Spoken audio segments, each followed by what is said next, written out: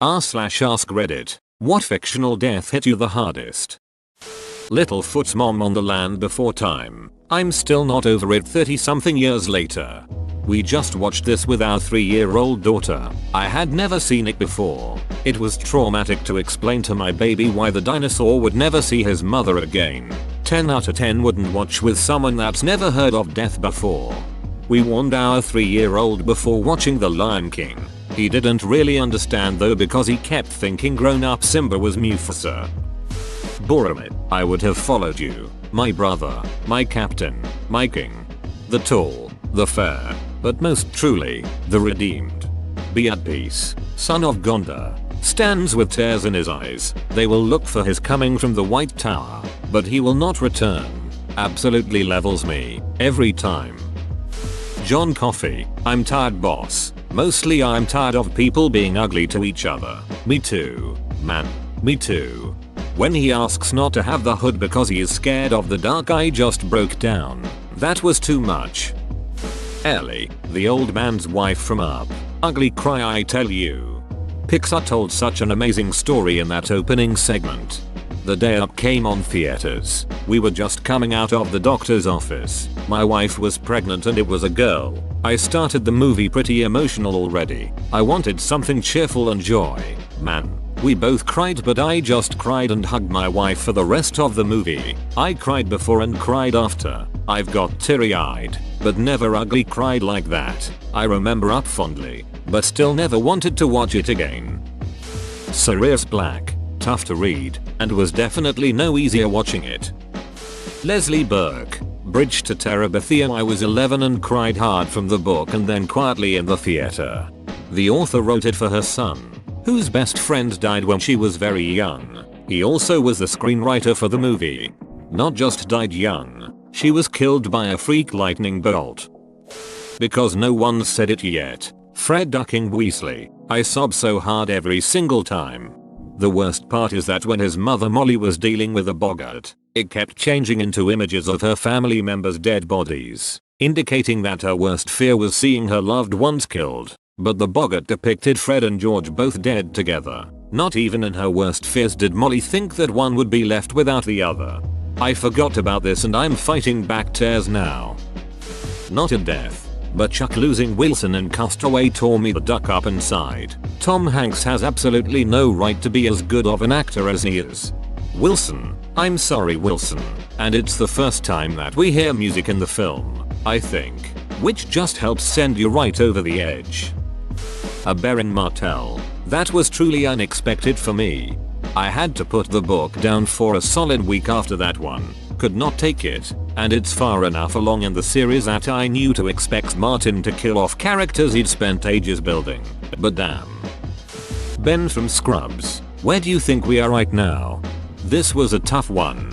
I watched the entire series then turned around and started again. My wife sat down to watch this episode with me. I was looking forward to her reaction to the ending. About 15 minutes in, she says Brendan Fraser must be dead or something. He keeps wearing the same clothes. Moment. Ruined.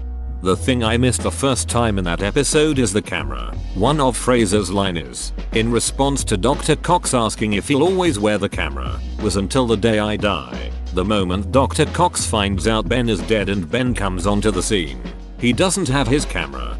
Alternatively, the rabies deaths. As someone who'd been involved with needless deaths in the hospital environment to no fault of any doctor or nurse. Goddamn, that hit hard. I personally have thrown a crash cart across a room and the pain Dr. Cox expressed was dead ducking on. Such an amazing episode showing what medical professionals feel in helpless scenarios.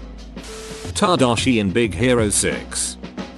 The dog's death from the movie I Am Legend. Having had a German Shepherd who passed away, imagine having to strangle your 4-legged friend who can only love and willing fought creatures to keep you safe. That was painful. Really painful. Sam was her name through the whole movie. As she died he called out Samantha. It was at that moment I knew she was a female dog, probably protecting him like a mother would. It destroyed me. I have never watched that movie again. Seymour. Jurassic Park Futurama. I openly weep every single time I see the final few moments. I have to skip that episode every time. Artax. The horse and the never-ending story. This needs to be higher. Don't give in to the sadness artax. Artax. Your horse in Red Dead Redemption 2. I had the same horse throughout the entire game and would feed and clean it. Bought it the most expensive items and obviously had a max rank bond. She wasn't the fastest or bravest horse, but October was mine. When she dies and Arthur stays with her to comfort her, I openly wept. I had recently lost my dog and couldn't hold back the tears when the scene came up. When she died, I knew I had to kill Micah. Micah's death, on the other hand, was immensely satisfying, and I am honored to have been the one to give him 6 shots of frontier justice to the head. When Buffy's mom Joyce Summers dies. That episode broke my heart when I was a teenager and I saw it. The first time I watched it after my mother passed away, it absolutely destroyed me on a whole new level. The entire cast and crew really just nailed it with that episode. It's so accurate. My mom died in a hospital, and when we had to go home, I just fell asleep on the couch. The next morning, the emptiness in the house really echoed in me. I even said mommy when I went to her room and she really wasn't there. Wash in Serenity. I came to say wash too. My boyfriend was sitting beside me, watching me, waiting for my reaction, and it hit me out of nowhere. The bastard. Had to be me. Someone else might have gotten it wrong. I am the very model of a scientist Solarian. I've studied species Turian, Aceri, and Batarian. I'm quite good at genetics as a subset of biology, because I am an expert, which I know is a tautology. My Xenocian studies range from urban to agrarian. I am the very model of a scientist Solarian. In books, Nymphadora Tonks. Somehow, despite her being a relatively minor character, her and Remus' deaths in Deathly Hallows just killed me. Both of Teddy's parents, gone, killed, out of scene. It was just tragic. In video games, Christina's death, seen through a memory in Assassin's Creed Brotherhood. Gotta admit, that one hit me hard for a while. Such a sad scene. Requiescat in pace, my love. I think with Tonks and Remus it was because it was so sudden and unexpected. I was really shocked when I first read it. Yondu. He was an ass in the first movie but redeems himself in the second. Oh god, yes. That scene kills me. He may have been your father, boy, but he wasn't your daddy. As a father with an adopted daughter and a foster son, this is the best movie line ever. Hodor. I was sad for a week. I hate Bran more because of this, and he also stole Hodor's entire life. And this ducker became king. Little shit should have died from the tower. I will never be a lord. Why do you think I came all this way? I've hated Bran since almost the beginning. But that shit right there, I legit wanted to throw my TV. Who else has a better story? Tyrion? Literally almost everybody else.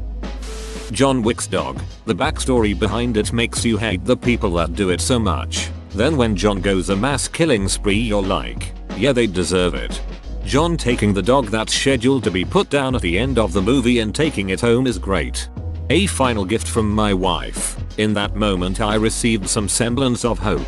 An opportunity to grieve unalone. And your son took that from me. Stole that from me. Killed that from me.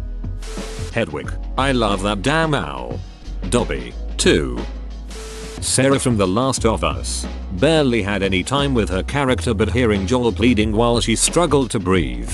No other death hit me like hers. Excellent acting on both of their parts. I've played through the game about 5 times and still need a few minutes to wipe my eyes after it. Troy Baker went on record saying his early takes were a lot shoutier, angry, melodramatic, wailing why, God why, or something like that. Then, one day, he decided to change tack. He decided to be quiet, pleading, defeated. Something about the words, please, baby, hurts far more than a wailing cry would. You see that Joel is empty. Charlotte. No one was with her when she died. Commented on this in the thread. This is the saddest line anyone has ever written throughout all of time. I don't care if you're arachnophobic. The death of that little spider after what she did for Wilbur. Damn you, EB. As a side note, my mother passed away in the hospital this summer. From dementia. No one was with her when she died. My elderly dad had just visited her. I thought of this. Iron Man. It truly felt like a huge thing ending. I remember sitting there and crying when the lights in his arc reactor went out. Then once the movie was over, I sat there, dumbfounded and still crying, and just kept thinking about how I was 10 years old when I saw Iron Man 1 and I had no ducking clue the ride I just got on. I know the Marvel movies are nothing more than cheap popcorn flicks, but they have a special place in my heart because I've grown up with them and it feels like their journeys have become a small part of my life. Iron Man was the one that started it all, so seeing him go was just a huge ducking punch in the heart. Iron Man was in my life for 10 years. It was almost like a close friend. I watched him grow as a character over a decade. Watching him die, sacrificing himself, was like watching an old friend die. Tell me about the rabbits, George. Wilson from Castaway. Ugh, seriously, like, even though I know it's fictional and just a freaking volleyball, doesn't matter. Poor Wilson must have been so sad and lonely being lost at sea. Out of all the ones I've seen, Noble Team, especially Noble 6, from Halo Reach, there was part of me that wanted to say Cat.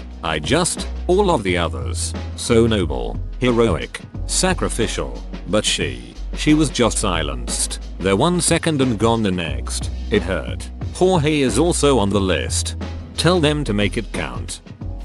Hank Schrader. So satisfying when Walt killed Jack. Han Solo. I'm a massive Star Wars nerd and it was really tragic for me. There was only ever one way that scene could have gone.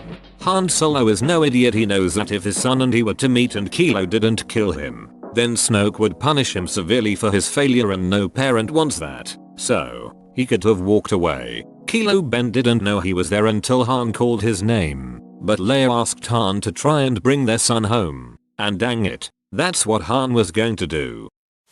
Rita from Dexter. That one smacked.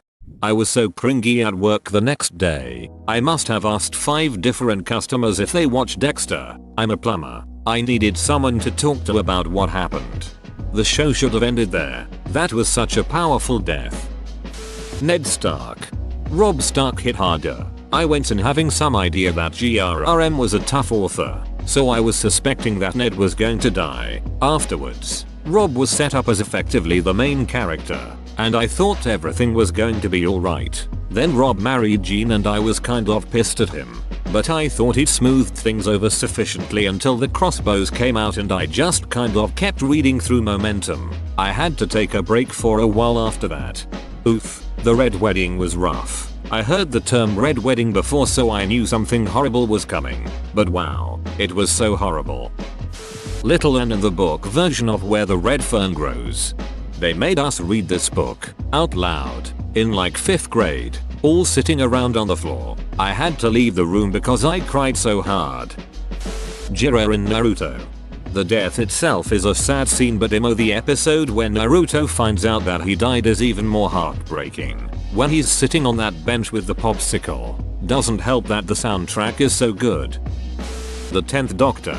I still cry every rewatch. He liked being 10th so much. He wasn't even my favorite, but his death still hits the hardest. Probably because all the other doctors went into regeneration with a feeling of acceptance, but he didn't want to go. Lieutenant Cole Henry Blake. Jim Hopper in Stranger Things.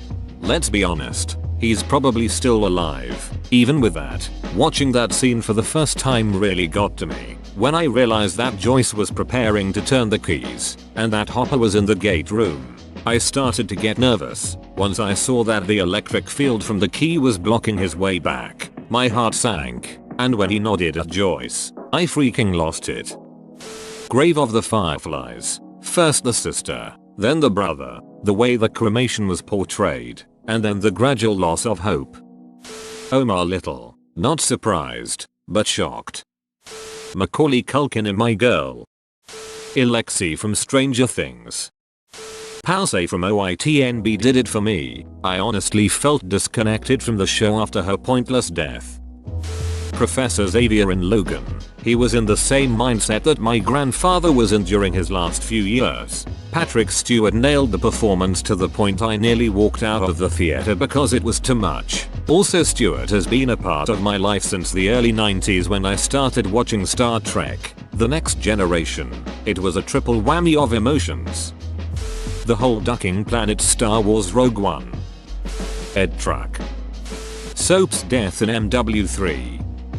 Whoa, you made it to the end? You're a ducking beast. I'll cut you a deal. Smash like and subscribe for more curated content, bruh. It's free and that's a great price.